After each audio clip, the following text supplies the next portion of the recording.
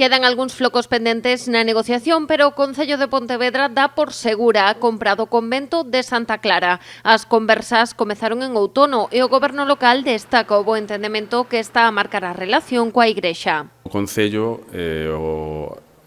interesouse por el xa non polo espazo verde que está ao lado da Praza de Barcelos e no centro da cidade, sino tamén pola conservación do patrimonio. Que facer cun soterramento de monxas sen identificar que está no xardín e o destino dunha serie de retablos que hai no edificio son dúas das cuestións pendentes de solucionar. Hai un enterramento de monxas no xardín, que, bueno, en principio, supoño que se le va a sacar de aí.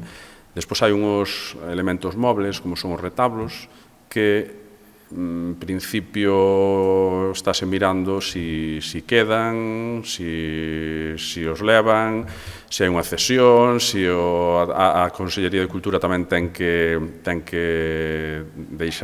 dar permiso para leválos, entón estamos estudando eso. Moreda non quixo dar cifras, pero si indicou que a operación de compra superará o 1.000.000 de euros.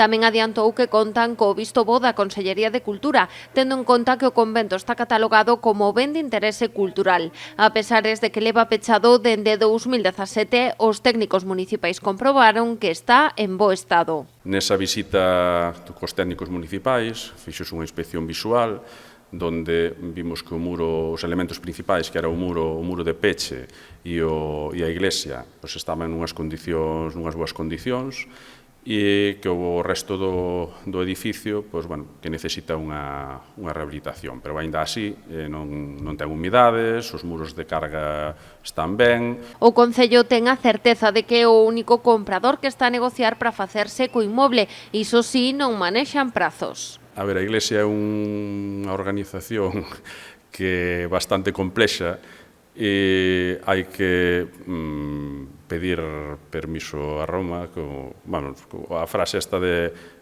hai que mover Roma con Santiago, pois nunca, mellor dito, se aplica a esta operación. Pola súa banda, o Partido Popular considera insuficientes as explicacións de Xaquín Moreda. Insisten en reclamar os informes técnicos que avalan esta operación e piden a convocatoria dunha comisión extraordinaria para abordar este asunto. Tamén exixen que o Departamento de Intervención explique como se vai realizar a compra e que non entenden que o goberno local siga adiante coa operación sen definir o uso que dará o edificio.